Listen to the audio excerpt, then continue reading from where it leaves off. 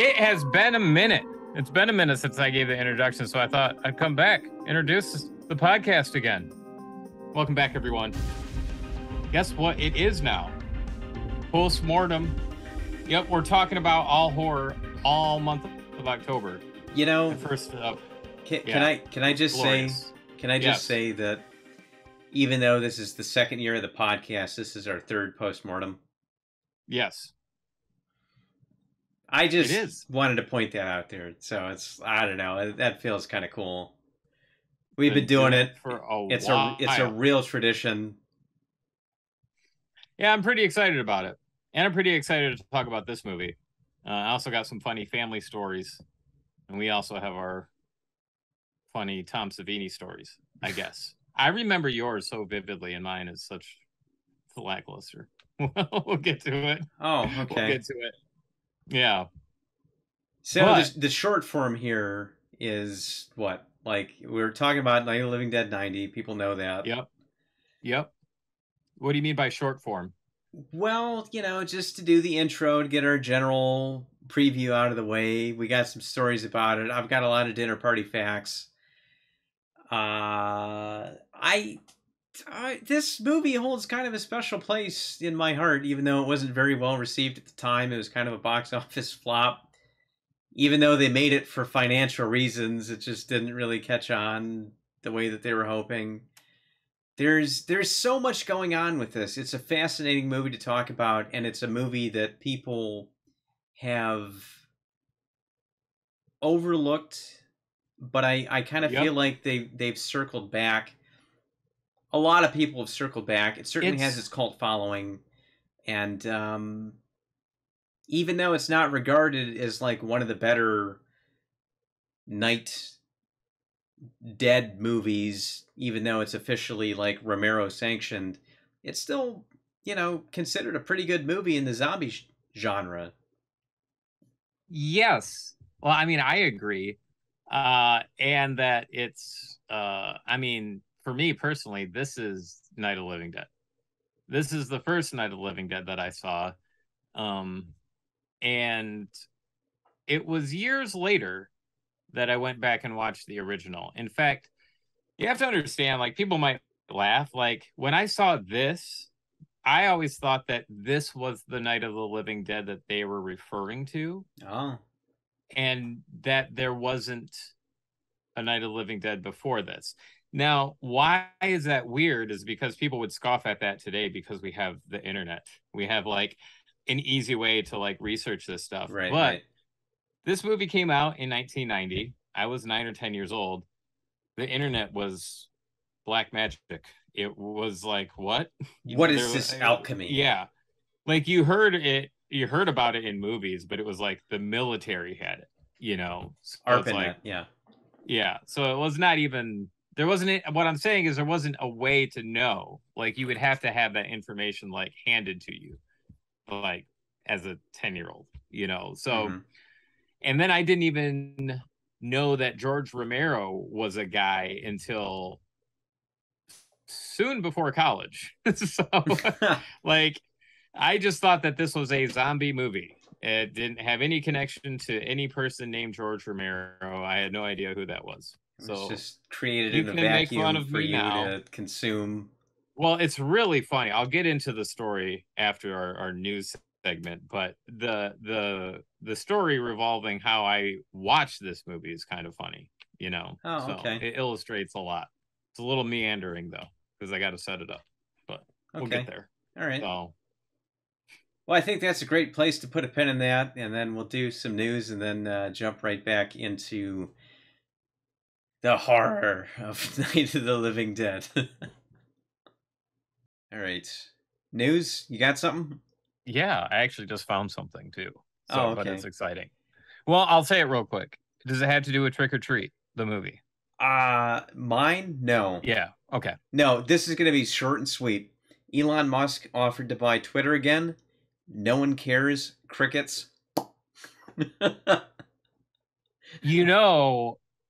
I had heard that he was in. Are we doing the news? Is it's this happening. It? Yeah. Oh, this is my We're in God. it right now. Oh, my God. All right. Well, I had heard that he might face severe financial penalties for backing out of that Twitter buyout. Like, I guess Twitter is guaranteed a certain amount of money, which Yeah. is like millions, Right. you know, and rightfully so. He backed out right at the last minute. I mean, it was basically his, and then he said, "No, I don't want it," you Right. know. So, okay, well, we don't A- care. I mean, I As don't care he about Elon Musk. single-handedly devalued their stock. I know, I know. Well, I guess that's what it's from, is the devalued of the stock because of his purchase and then subsequent backpedaling. You Right. know, Right. so I don't know. I kind of like to see it. I want to see it happen. You know, he just says shit, does shit. That's like, God, can someone just give him a fuck off for a second? Yeah. You know, Right. I hope he gets that. Yeah. Yeah. So, all That's right. what Well, I got. Trick or treat. oh, I'm excited. So it was just released today that a Trick or Treat sequel, helmed by Michael Dougherty, has gotten the green light from Warner Brothers. Now, asterisk, yes, it's exciting. Yes, we all want Trick or Treat. I want some more Trick or Treat. It's an excellent movie. But the asterisk is Warner Brothers is putting out another Trick or Treat too. Mm-hmm. Warner Brothers. You know, the same Warner Brothers that canceled that movie, then, also is not putting out other movies, right? Because they can only put out 2 movies a year. I So, found some conflicting reports on that because they've oh actually yeah, committed to putting out um, 18 theatrical releases when? every year. Oh, okay. That's news for I 2022. Yeah, You I know, know that's maybe so that's the new thing going forward, but hope so. 18's a lot, which is a healthy amount for that big of a company. 2 is unhealthy. You're like, yeah. whoa, hey, what's going on at Warner Brothers? Hey, you know? Here's the Batman and then nothing. Yeah, Um, yeah. no, So I maybe, That's awesome. I look forward to that, and I really want to go see it in the theater because it just got a theatrical release for the first time in 20 mm-hmm. years. Yeah, first You time know, ever. ever, yeah. So, which Um, is wild to think about. Movie so highly regarded, only got there because of word of mouth. Didn't have a theatrical push. It's pretty incredible. That speaks yeah. volumes of how good that movie is. You Well, know. and I hope it bears fruit and recoups its investment. Um, they just put Jaws back out in theaters, which I went and saw it in 3D, and it was fucking awesome. I was telling you this off stream. I took a friend of the show, Miranda, Yeah, yeah. to go see it. She had never seen it before, and it was like watching it again for the first time, right? So like when Oh when yeah, Bed Gardner's head falls out of the boat, it's like, oh yeah. Jesus, goddamn! Like, Well, there's that like piano and sound or it's in something. 3D. Like, Yeah, what? Wasn't trying to scare her to death, but it's just like, oh my god, that's delicious. take her to see The Exorcist next. Oh well, that would scare anyone to death, but Yes, it hey, should. trick or treat, right? Like, let's go see Yes, that. 'Tis the I season. right, right. Yeah, no, but I would see that one in the theater. I'm looking forward to whenever this one comes out. So this is brand new. So there's not even, I don't think, a release date yet. Just For in the the next sequel. couple Yeah, years. it's Yeah. yeah. So, Well, but I that's hope they awesome. borrow off some of the comics because I know that when it was kind of like apparent that it wasn't moving forward, they leaned into comic fiction as a way to continue it going Yeah, they forward. did. Um, I haven't read any of that, and it's just one big ball of discovery and excitement. So that's awesome. I didn't hear that. Yeah. No, it is awesome. I'm excited. More Trick or Treat. Yeah. I hope Sam is the character. I can't imagine that he wouldn't be, because that's what you see at Comic Cons is kids dressed up as Sam the entire time. Oh yeah. So the only thing that it's like really the only character that it's like that or Chucky is what kids can dress up as, because it's like appropriate size. So, Okay. Yep. you know, Hmm. so, but yeah, Cross those Trick or Treat. fingers, man. They're coming to get you, Brian. Okay.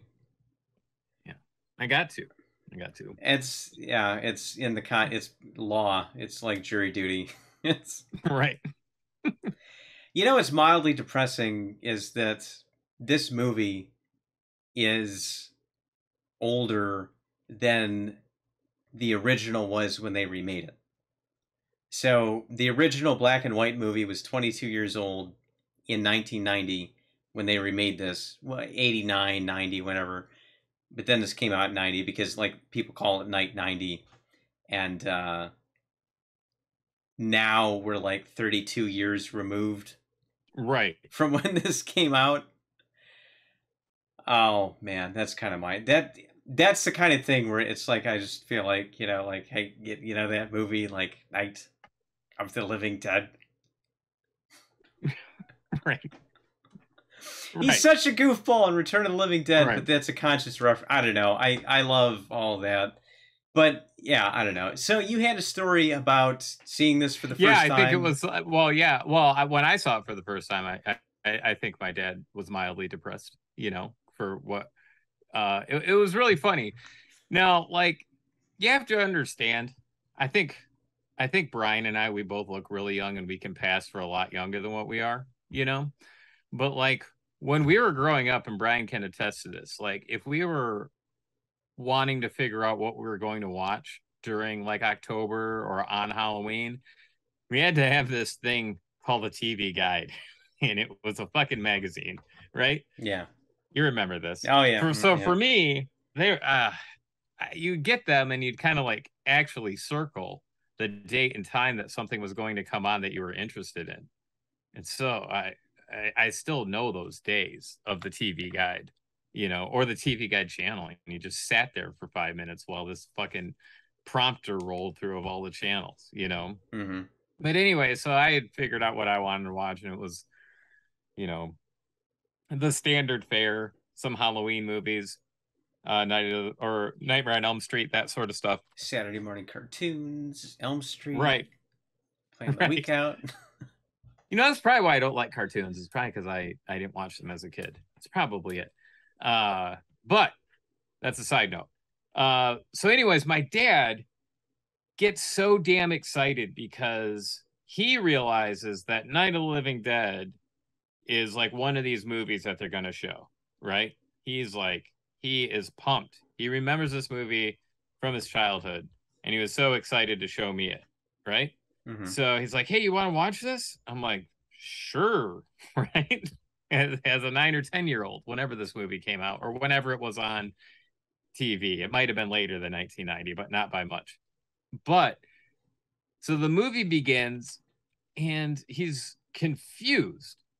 He doesn't quite understand what's going on because his memory of it is when it was black and white, right? Right. But now he's seeing the same movie in color, and he's like, I don't remember this being in color, right? Yeah. So it's just really funny because my dad was confused because of his memory, but he was also thinking it was the same movie because it looked familiar. He had no idea that it was just remade, right? So it's like he's thinking he's showing me this classic from 1968 and is like, wait a minute, why is this thing in color? Yeah. Right? And so Wow. for me, I didn't know for the longest time that there was a Night of the Living Dead before this version. This is the first Night of the Living Dead that I saw. This is my preferred Night of the Living Dead movie to watch. So, is it because it was the first one, or yeah. And I think, and honestly, I'm going to go out on a limb. I like the characters in this one better. Okay. I like their stories better. I think Barbara is better in this movie. I like Ben, or Tony Todd as Ben in this one. And then Cooper is such a son of a bitch in this one. He plays that role so perfectly where it's like, I fucking hate you, Bunch of yo-yos. Yeah. And him beating his wife because she's trying to do the right thing, like I like this story better than the original. That might get some from people listening.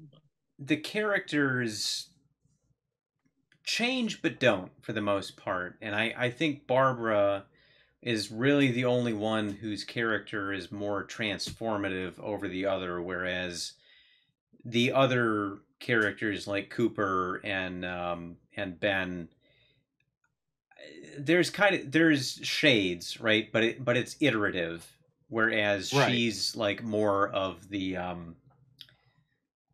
Helpless victim to let's survivor. develop more of an arc Yeah. for that. But we'll circle back to that. Yeah, that's fascinating. Uh, Yeah. I will say I Confusion. think it's one of the better remakes that would come, because this movie was kind of famously remade because of a copyright snafu where the distributor didn't put a copyright notice on the film. So it instantly slipped into public domain. Yeah. They spent years running down bootleggers, even though they successfully sued the distribution company. They were bankrupt by the time that lawsuit Yeah, was they didn't over. get any money. Nothing. It's wild. Nada. Like Yeah. it's like heartbreaking because George Romero is known for so much. And it's like the thing that kind of kickstarted this whole zombie craze was made by him, you know? I would find that to be so frustrating to have like something you worked so hard on and that was so dear to you just not be able to belong to you anymore, Right. through no fault of your own, Yeah. it's such a bummer. So, which is kind of one of the reasons that they decided to make this movie Hmm. was to get some finances back. There was also, I think, there was some sort of legality regarding public domain of the name Night of the Living Dead or of the Living Dead or something like that, and it would be beneficial for them to remake it to quash any unofficial remakes. Yeah. So, Well, and that was part of it too. I mean, it wasn't just purely let's pay the investors back and make some money off of it. 20th Century Fox, like, the dun dun dun dun dun dun dun dun yeah. dun, like 20th Century Fox was considering doing their own remake of this, and they decided independent production, like, let's get out there, get out ahead of this, and they did. So that was another reason. But yeah, it didn't land at the time. It, I think, only made like $6 million out of a $10 million budget, which sounds crazy nowadays, where like $10 million is a whole company's future. I mean, that's a lot of money to like you and I, but to produce a movie and for your whole company to like have their stake on is like, what do you mean $10 million was like a make or break thing? Right. So it is unfortunate. I do think it had its fans though, because as we said in the opening, it's got a cult following, and I think for good reason. At the time, I don't know that people were so against, like, I mean, it certainly wasn't like the mid 2000s where like we've got to remake everything, anything that has any kind of brand recognition. It's like if something got remade, it was almost a little strange, even though Hollywood's been remaking the same movie pretty much for forever. Are you talking about Dances with Wolves? Are you talking about Well, that? I that's not even close to what I was going to talk about. What's the thing with Dances with Wolves? Oh, it's been remade so many times, but they Oh just yeah, call no, it something yeah, else. sure, They right. call it The Avatar. Last Samurai or Avatar. You know, Yeah. so No, what I was going to say there was that, because one of the things I came across was that like Siskel and Ebert really hated this movie. I know they're one of our favorite punching bags, uh but I watched the review, and I really tried to be critical, because like Ebert actually was a champion at Dawn of the Dead, and he hated this movie. I didn't know that not only didn't he like it, because I watched the review, and objectively, I feel like their only complaint was that they couldn't get the original movie out of their head. So they're like, well, this is pointless. Why are we watching this? you know? yes. Um, did you know he actually has a most hated movies list? Sounds like me. Maybe Ebert and I could get along. I feel like he takes it to an extreme though, because yours is like 10 movies. Yeah. His is 150 something, and That's just uh that's too much. there were a lot of movies on there too. Because I was scrolling through the list when I found that out. It's like, oh my god, where is this at? It was 105. So movies like Battlefield Earth and stuff like that are above it. But then like other movies too that I most hated really, like Deep Rising, which we both liked. I mean, I feel like you can Yeah. watch that movie and be like, well, the effects were kind of dodgy, or I didn't like these characters or whatever. But like to add that to your like 100 plus most hated movies of all time, that was kind of mind blowing to me. One might argue that I'm more critical of Ebert than movies, or more critical of movies than Ebert, Okay. you know? Uh-huh. Uh, because there's a very specific thing that makes movies get on my like no fly zone list. These are the worst, and it's more critical than that. It takes a lot more than Deep Rising to get on that list. Yeah, Just right. throwing that out there. Yeah. So okay, I don't know. No, I wanted to bring this up too because I wonder when groups of people hate on something, like it's really easy to spot because of social media. Oh, But yeah, these the days, sure. review the reviews that I was reading on about this remake when they came out were pretty savage, but it sounds like the internet. It sounds like the internet is talking from 1990, like back at us. It's like the stuff that they were saying was just like they were comparing it to like other stuff that they hated Hmm. at the same time. Like Entertainment Weekly said that this is on par as New Coke, you know? So for those of you that don't know, Coke changed its flavor formula in the See, early all right. 90s. Now, no, hang on. That And that's a grudge because the new Coke came out for exactly 1 year. I think it was like 1985 or 86. So that yeah, that failed experiment 5 years right. later, they're still complaining about it. That's a But that's stuff that we do today, where it's just like this happened so long ago and I'm still mad about it. I gotta let you know. yeah, yeah, that's So true. Yeah. yeah. The exact quote was that George Romero's decision to produce a color remake of this disturbingly frenzied 1968 Zombie Fest has to rank up there with New Coke. That's apparently George Romero giving the go ahead to remake his movie is just as bad as Coke making New Coke. So Well, I don't know which one of those statements is more absurd, you know? So- yeah, yeah, that's true. Well, the reason he wasn't more directly involved is because he was working on The Dark Half, the okay. Stephen King movie at the time. So he had developed a relationship with Stephen King through Creepshow and other stuff around the time, and they were buddies. And he was writing and directing The Dark Half with Ed Harris, and he had to go fly back to work on that, and that's why he wasn't more involved. So he personally approved Tom Savini because they were buddies, and he's a dead movie veteran from Dawn and Day, and this was his directorial debut. So that's why Is he it wasn't that's why more directly Romero involved. wasn't as Yeah, involved. yeah. I for some reason I thought that he just didn't want to do it either. Like he was just kind of like I already did it type of thing too, you know. That That could like be part of it, but he definitely had the contractual obligation to put him elsewhere at the time.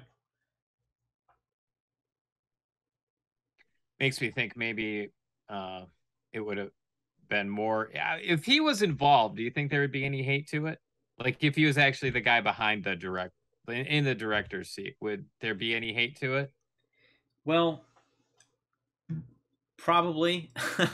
I know that Savini had a lot of problems being it was his directorial debut. That even with his Pittsburgh zombie cred, it kind of didn't matter because they were constantly trying to chop it down. So the lesson that he always says he learned is that you never have time to give the audience what you plan. which is absolutely true on any movie that you're working with on any level. You can have time, money, or the vision, and for whatever reason, like you can have two of the three, but you can never have all three. And Right. I know that's been my personal experience, so I really sympathize with that.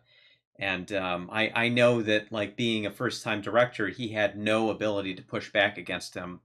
And in the commentary, he even says that, like, this is about 40% of what I wanted to show people. Yes, I had read There's that too. Yeah, But there are some storyboards in his Grand Illusions books, but I mean, it's like a couple pages. I'm sure there's a lot more there than is a that. book out now that is it's a it documents Tom Savini's actual vision for this. So it's a full on like behind the scenes how this came about, what he actually wanted to show. Okay. I just found out about it today. So forgive me, I don't know the exact name. I could go back through and where I found it. I'll post that later, I guess. But it is really interesting. However, he says he did get a lot of pushback from the studio. Now, that's true. There was a lot of pushback, but some of the ideas that Savini wanted to do, I can understand the pushback on. Like he Hmm. wanted to have zombie vision in this one, so like attacks from the zombies' point of view. We know now that that's not a good idea. Point of view cams are dumb. Right. BUM. We don't need them. So, but it probably wouldn't have worked then either. He wanted Barbara to hear the ghosts in the cemetery. Okay, that sounds like some Rob Zombie's Halloween 2 bullshit right there. I'm just gonna throw that out there. Like it sounds If like, there's a white yeah, unicorn all of a exactly. sudden in Night of the Living Dead. Right. Sounds kind of dumb, you know. And then there was like he wanted the movie to start off black and white and then slowly become colorized by the end of the movie. Yeah. So these are like the visions that Savini wanted. And I'm just gonna say, like, I don't like to hear about studio interference, but there are occasions when studio interference is probably a good thing. Like Hmm. when zombie vision is brought to the table. Maybe that's a good idea for the studio to come and be like, no, Tom, that's not a good idea. We shouldn't do that. I'm just at, just playing devil's advocate. No shade on Tom Savini. Yeah. Just, we stand for Tom Savini. Tom Savini's the best. Release the He's the Savini greatest. cut. you know, Yeah, there is actually like, I wish they could restore it, but this there good stuff is pretty shitty looking. So well, there is some cut stuff because the MPAA was really hard on that, and I think a big part of that reason was that Day and Dawn got released unrated, so they were going to have their pound of flesh on this one way or another. right, Um, that's unfortunate. I don't dislike in principle. I mean, maybe if you see it in person, because what I had heard is that by the like start off in black and white, and then by the time it gets to night, now it's in color. It wasn't like the whole movie. It was like the first 30 minutes, and like one of the I think it's the only recent Blu-rays because it's never really gotten like any legit like here's a nice boutique release special edition. Another one of his things was that he thought the movie was like it spent too much time in daylight before it hit nighttime. So he always wished the movie had, it's called Night of the Living Dead, and we spend too much time in daylight before it gets to night. So he wanted night to fall earlier, and it, whatever the problems or limitations were, shooting schedule, who knows. But one of the Blu-ray releases tried to correct that, and they did this really bad, like, day for night stuff. So, like, when Ben drives up to the house, I mean, even when Barbara's running up to the house, it's not daylight. It's like this blue, cheap-looking day for night look, and I don't know if that had his approval or someone was just like, we're going to try and rectify that. sucked. I hated that, and I'm glad that the digital version I have does not have that. And the original DVD that I have, that I did get signed by Tom Savini, doesn't have that. My Australian import doesn't have it. It's just a shitty transfer, Oh, you know. okay. And I don't mean clarity. Like, it's a decent looking Blu-ray, but you can see dust on it like old film, which I have a couple movies that are like that. Carrie's one of them, where it's like there's actually parts in that movie where it's like where they got the transfer from, the film was cracked. Mm-hmm. So there's like a couple segments in there that are a couple minutes long of just this, slightly wavy black line coming Oh, down through the wow. frame. Really? Yeah. Yeah. Yeah. This is more like particles coming in and out real fast, so they're not on the screen for too long, but the whole cemetery scene is pretty damaged where they transferred it from. So, Oh, okay. Wow. All right. yeah. Umbrella is the company if we want to go after them. Oh, Umbrella wow. did the release. The name of the company that put out the bad Night of the Living Dead Blu-ray is called Umbrella. Yeah, and also the T virus and started off the zombie plague and Resident Evil. Right. Nothing good comes out of Umbrella. So it sounds like we think this is a good remake, and I do. I think it's one of those examples that's like, hey, maybe we should give some remakes some slack because this one's good, and being such a beloved property, mm-hmm. I think it's easy for people to be upset because everyone likes the first one. But I'll tell you what, in my scenario, I think it would have been whatever came first. Whatever version I saw would be the one that I liked the first. Or the first one is, oh my God, how could I fumble that sentence up even worse, Whatever version you saw first is probably going to be the one you like the most. There we go. Jesus. God. Yeah, I don't know. I do really want to talk about the movie a little bit. I know we've spent a lot of time talking about the history of it. I kind of wanted to segue into the whole remake situation, but what I would piggyback off that statement there is that I feel like personally this version hangs better with the Romero Dead trilogy. Like Yeah. like this night hangs better with Dawn and Day of the Dead, because I always felt like even seeing those original movies where everybody's in the helicopter and Dawn of the Dead and they're flying over the fields, like I felt like they were flying over the events of Night of the Living Dead because it was all happening at the same time. So the color helps and it brings it up to kind of a visual parody that, the original is a classic. I mean, nobody's saying that it's not a good movie, it's not an excellent movie, because it is. It's a wonderful movie. But in the context of like the Romero Dead series, you know, and there was a colorized version of the original that Turner Classic Movies did. You talk about your dad being confused in the beginning there. Yeah. When Bill Heinzman, the cemetery zombie, comes up in the original movie, you don't know that he's a zombie because it's in black and white. But in the colorized version, you're like, well, there's something wrong with that guy because he's gray, Okay. And so it really doesn't. What they did doesn't really work in color, And that whole movie, I've got a version of it. It's kind of nasty looking. Like, it was whatever they did to colorize the rest of it. It sucks. It was not enjoyable. I put these about on equal footing personally because I think that I think you're right. Like, you probably would skew towards whichever one you saw first being your preferred version of that movie. But when I view this in the context of like the Night of or the Blank of the Dead trilogy, I think this is my preferred one, even though I put the original and this remake on about equal footing. Yeah. I mean, for me, it's like what you're talking about. Like, yeah, to me, it's always makes sense. This is how I would have watched them.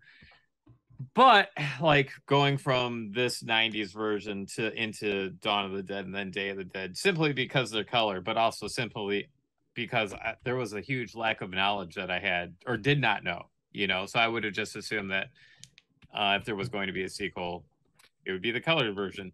I didn't even know there were sequels until I met you. That's how crazy that is. I just did not know a massive amount of movie making history for the longest time. So it was pretty bad. That's fine. What can you do? Yeah. But let's talk about this movie. Yeah. Why do we think this is a good remake and so many others have failed? Because, like, to go back to Siskel and Ebert, one of the again, they just couldn't get that original movie out of their head, and one of the things that they kept saying in their review is that, well, this is just kind of pointless. Why aren't we watching this other better movie? And what do you have to weigh that against? Like maybe the Gus Van Sant Psycho remake a couple years later, which was a shot for shot remake. Yeah. See, it's really interesting. I feel like this brings more to the table. It does bring more to the table. Like the weird thing is it's funny that you brought up the Psycho remake, because that's also the first version of Psycho that I had seen was the remake. So it brings up an interesting question, because people will argue that remake, and I'll answer your question, like, why is this remake better? Just allow me to go on a tangent. Sure. People will harp on remakes all the time, right? The original's better. And in so many cases, that is the truth, right? Usually, yeah. The original is usually the best, but there's also great examples where it's like the remake is better. Scarface, The Thing. But I think it has an unintended consequence of doing a remake, and that's a pipeline to find the original. Like, I wouldn't have gone out of my way to see the original Psycho had they not remade it, right? Okay. I wouldn't have gone or known that there was an original Night of the Living Dead if there wasn't a remake. And chances are it would have taken me a lot longer to see those movies, because I was a kid at the time and color's cool, black and white is for old people, right? So you're not going to that was definitely the perception. Yes. Yeah. So I think that we can harp on remakes that are bad, but also understand, like, it's also kind of passing the torch a little bit. If it sucks, people are still finding the originals through the remake, But what do I like about this movie? Yeah, like the more intellectual people do. Yeah. And then there's other people who are just like, they saw it and that's their introduction to it, which is also fine too. Right. But what do I like about this remake? I already said I like the characters and I like the story better. I think that the main difference for me seems to be like the ending, right? Where I feel in the remake, it's not this shock event. You're kind of like, yeah, there's no way they're all going to get out of this, and then you see Ben resurrected. You get Cooper's comeuppance, The ending is the same, but it's actually pretty different the way that it plays out. Right. So I think also the remake is a little bit more palatable. If that, like, it's a little easier to take the worst side of it. The nastiness of Night of the Living Dead is within both of them when it comes down to its comments on society. They're both pills you don't want to swallow. But I think Tom Savini's is a little bit more nuanced and kind of drives those points home better. The conflict of people, what they're going through, that sort of thing. But Romero seems a little bit more on the nose with what it wanted to say. So, well, I wonder if that's just because it was the first, right? And it hadn't had so much time for reflection. Whereas, 10 years went past and then Dawn is considered this masterpiece of commentary, as well as just being a fun horror, adventure, thriller. I mean, it's kind of everything. I wonder if that's mainly a question of perspective, because, originally Romero wanted Barbara to survive, and they kind of changed that as they went. And I believe that Dwayne Jones, who originally played Ben, the character of him, like the idea of his character being killed by the militia was, I believe that was his idea, and they kind of workshopped that because it was this real gut punch because Ben wasn't written to be a black man. So like you already broke the mold where you have a leading man as a person of color, and then he thought that audiences wouldn't accept that of him just being saved and whatnot, and it became this kind of transformative piece of commentary about race relations and even just our marginalization of people in general, about who's the real zombies here, like the zombies or the crowd that's just kind of coming through doing the mob justice.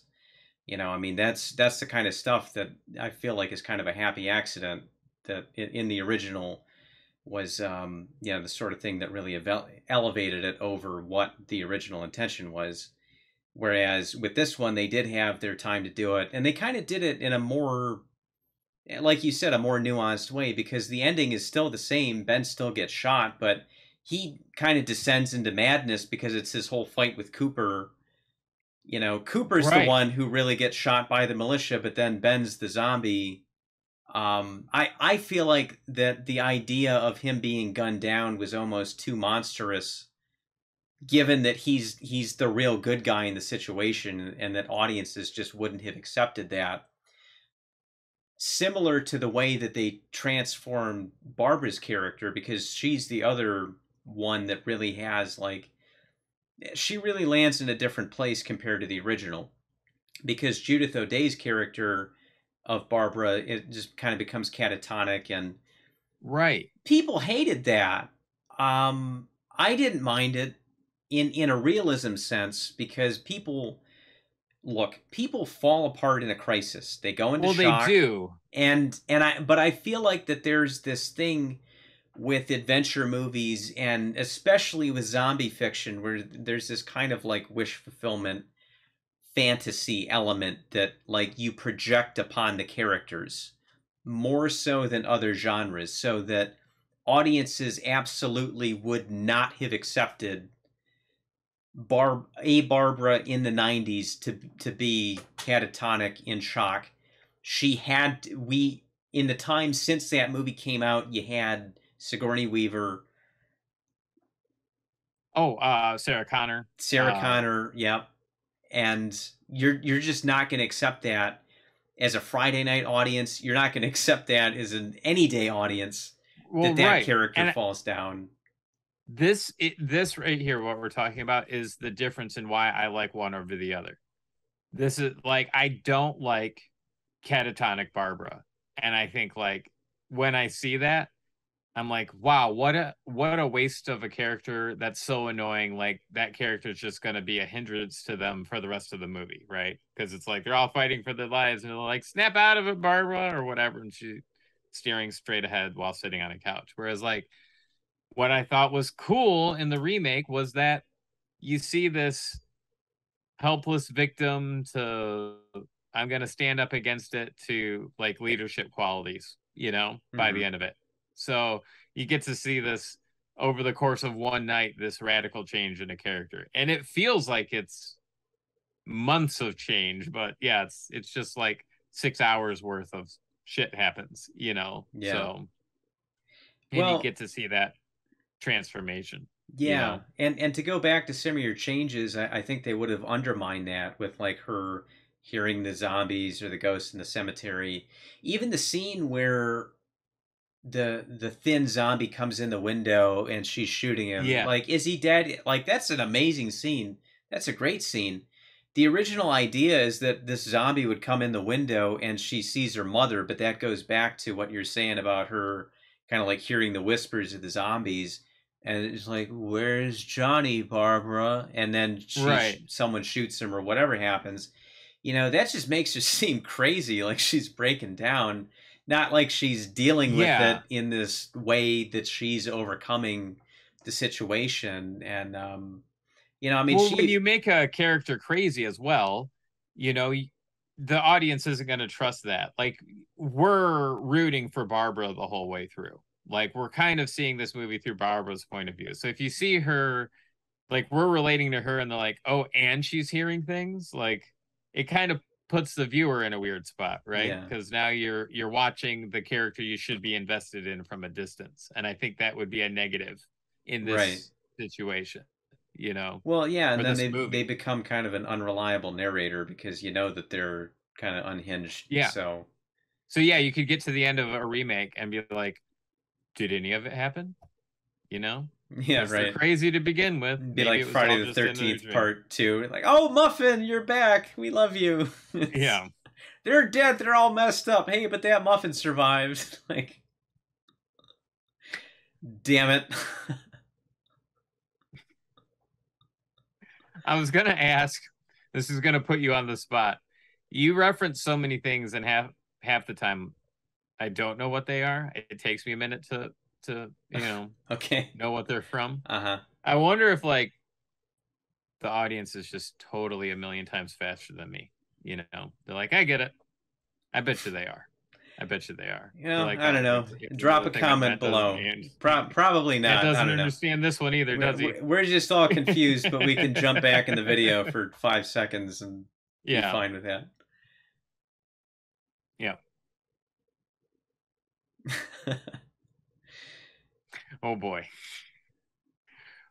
That's okay. We've only got about like 8 more minutes to go, and then we got a whole episode. We can just do a fade in there. Okay.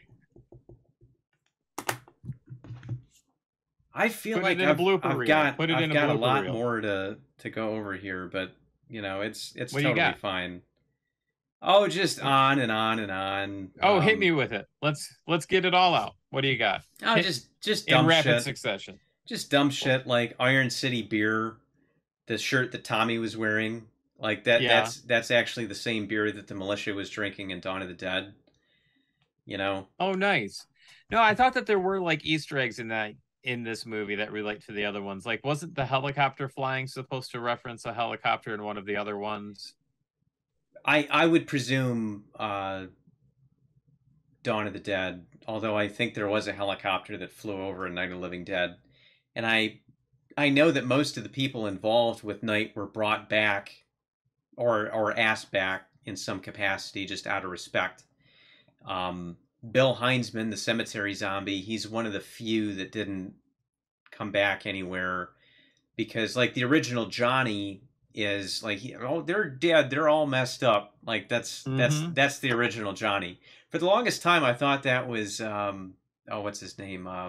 Russo, I thought it was too. the other Yeah. producer, but no, that's the original Johnny. Okay. But Bill Heinzman, the guy that played the cemetery zombie, he wasn't asked back because they had kind of a falling out. Oh, really? And it was like right around this time too, where because he made a movie called Flesh Eater, which like Okay. he basically plays the cemetery zombie, but like just on a fucking rampage. And Okay. it came out in like 1988.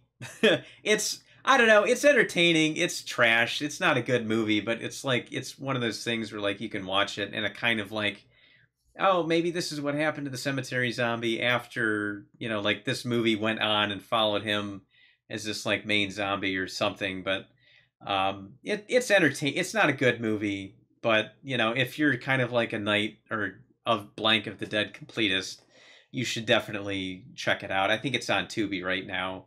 It's um it's trashy. Like they aimed low, but it's fun trash.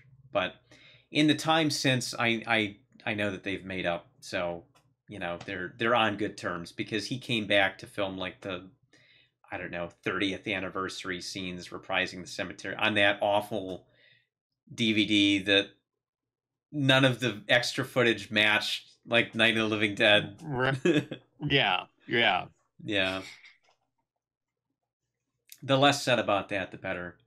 But yeah, no, I mean there were a lot of cool touches in this. I like the misdirection, how it plays upon like you think this is going to happen because you've seen the original movie, Mm-hmm. and like with the old man, because we're talking about the cemetery zombie, like, you think he's going to be the first zombie, and he just turns out to be this guy that's hurt, and then Right. it's Yeah. boom, there comes the real zombie, like the autopsy zombie. No, the guy with the flower, like what Yeah. do they call that? The Well, thing like stabbed in his chest. yeah. Someone Yeah. tried to It fight looks him like an over there, and it easel. didn't work. Yeah. Yep, yep, Yeah.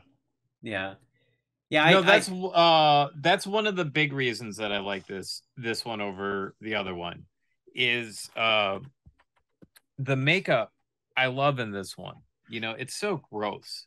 Like there's scenes where it's so much more gory, and I almost don't think you need it because just looking at this version of a zombie is disgusting enough.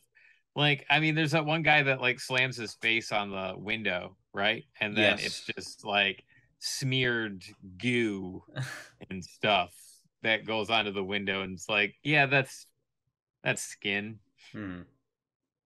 decayed skin. That's Yeah. gross, you know.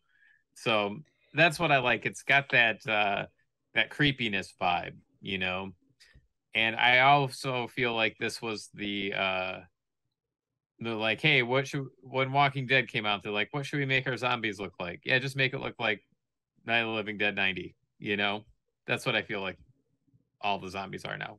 Okay. Which I don't know. I feel like it was its predecessor Yeah. to zombies to look Well, more realistic. yeah, and Savini, I mean, he approved John Vulich and his company Optic Nerve, who did the special effects for this. So even though Savini directed it, he wasn't really directly involved in the special effects. Like he passed that off to somebody who he knew and worked with and trusted. John Vulich, he met, I believe, on Friday the 13th, Part 4, and then brought him on to Day of the Dead. Okay. So once again, the pedigree's still there. He really knows what he's doing. They were doing some cutting edge stuff at the time too, and like this is 1990, and they're using computers to like design zombies with Right. whatever primitive software they had back then. I mean, nowadays you could just like hit the randomize button on your Fallout character generator and come out with Right. something serviceable. I don't even know. I'd love to see what the behind the scenes on that were, but yeah, no, I do think they did a great job. I know that those guys took some like they do some nasty things in service of that job in special effects and realism, and trying to balance the point where it's real but it's not so gross you can't find entertainment in it. I mean, like, they looked at mortuary photos and things like that, and like what actual Yeah, decay they looks like, and yeah. all these like really nasty choices that would make it difficult for us to eat lunch, and they just took that upon themselves and used that to develop and evolve these zombie concepts. I don't feel like the gore though is like overdone in this. No. And that's a complaint that I've seen some people have, where they're like, well, this is Tom Savini, it's the king of splatter, it's just be fucking blood everywhere. And Right. from what I've heard, they chose not to do that because they felt that it was you know contemporary, but they dialed it back so it was more respectful to the tone of the original film.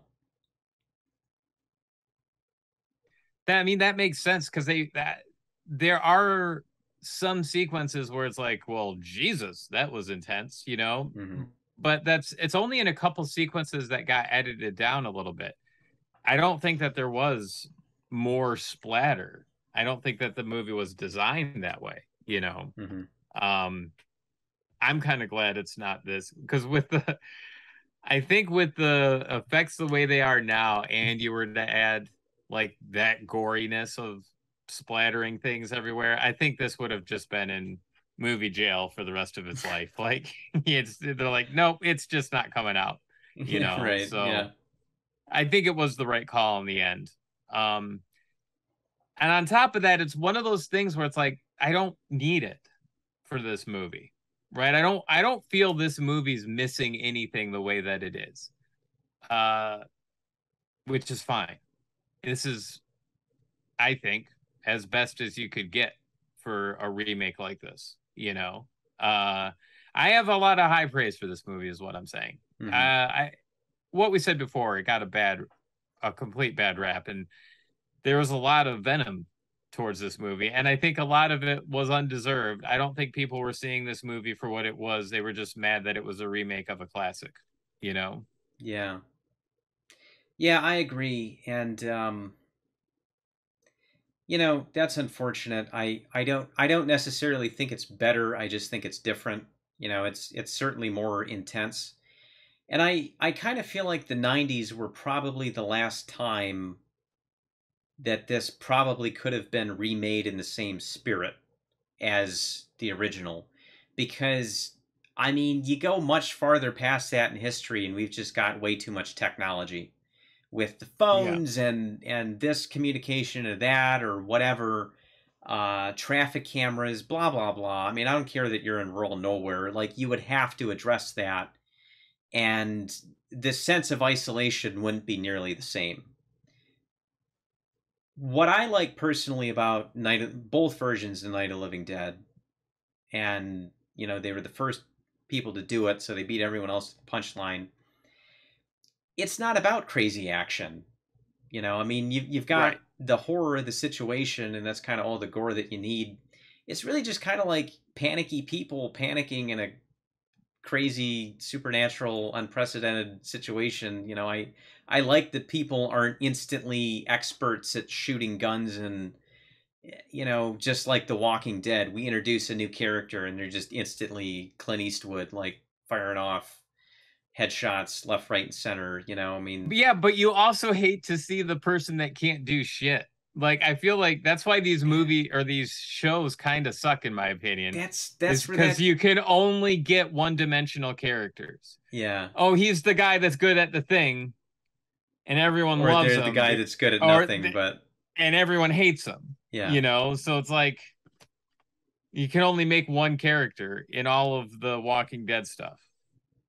You Yeah, know, yeah, and I feel like that's the thing that this movie does that those other ones just never could rise to that level again. I think the ultimate example of like it breaking down like both of what we're talking about, like the character who's capable and the character who's not yeah, capable, both of them break the fiction of like, well, if I was in the situation, I would do blank, right? right, It's the Tommy character because he's both capable, but he's also inept, right? And I think that's the thing that really holds both versions back, because even though the fuel pump sequence is so much better executed in this one, you're still like, don't fucking shoot that gas tank. Like, I don't know. don't do. It's so much better executed, and you're still just like, well, that just broke the movie for me. Well, because it's who doesn't know that anything that smells like that isn't flammable? You know, it doesn't even have to be gasoline. But I mean, Well, in the listen, right? original, Am I he's like right, spilling it people? all over the truck as he's I trying to know. like put it in there. But what I'm saying is this country bumpkin doesn't know that gasoline isn't flammable. Yeah, it's It's his like, farm. It's Uncle Reg. He works I there. He know should know this this. guy doesn't understand what a combustible engine is, because like he clearly doesn't know why you put gasoline in a car other than gasoline should go in the car. Right. And that gasoline makes you go vroom vroom speed fast that way, So he's an idiot.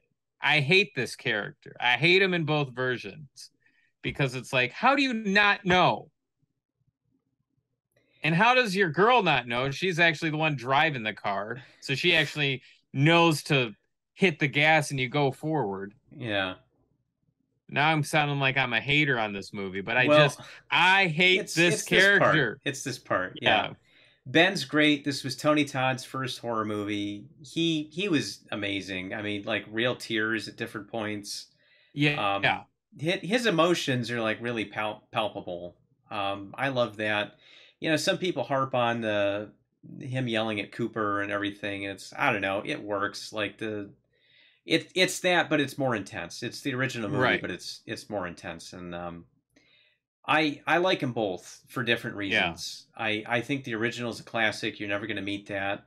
The Criterion version looks amazing. I never thought that movie would look as good as it does. They did a fantastic job cleaning that up.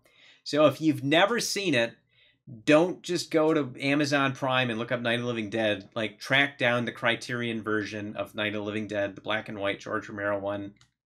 Chef's kiss. It is amazing looking for a movie, especially of that period, produced under the circumstances that they had.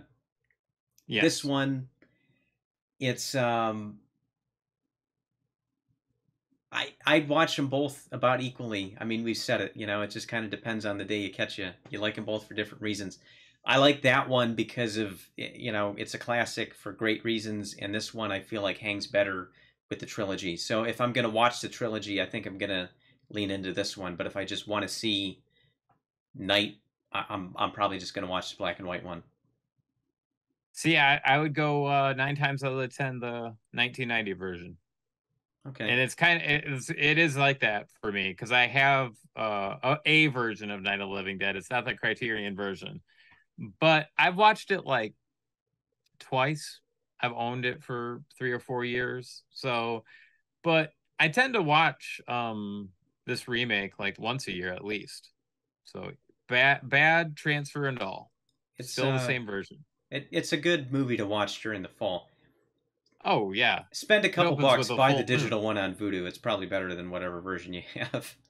Well, I got cleaned up at all in the first 20 minutes. Yeah. Oh man, I got it for $5 last year, like the digital version, because I can't get rid of my DVD because Savini autographed that. But yeah. Did you know we both met Tom Savini? Moral of that story before we get down that rabbit hole. Yeah. Just because we got to wrap this up here, but it's $5 if it comes up on sale. It's worth it because like when I was watching that, I was like, wow, this looks really good. This looks so much better than my crummy DVD that Paramount put out or whoever distributed it. That's good to know. I spent $20 on mine. And it looks okay. Looks okay. Thanks, Umbrella. Did I mention them before? I don't know. It looks okay. That's all. Just all right. You know, but I'm just saying, if you're going to put a movie out and it's the only thing you put on a disc, maybe a little bit more effort. Yeah. Just maybe get some Windex and spray down that film before you fucking scan it. Oh, don't do that. No, bad advice. No, don't listen to that. That's how you do it, right? No. Yes. Yeah, you spray it, and then I heard you put it in the washing machine, the dishwasher. Yeah, it gets it shiny. That's what 4K is, isn't it? It's the film post. That's what I hear. That's what the Google says. I bet you that's like half the budget of this movie is just from Cheetos. You know, you got a $250,000 house to pay. I don't think that actually cost $250,000. I feel like that's an exaggeration. I did see the model that the miniature of the house that they used for the finale by itself cost $25,000. But we're not quite there yet.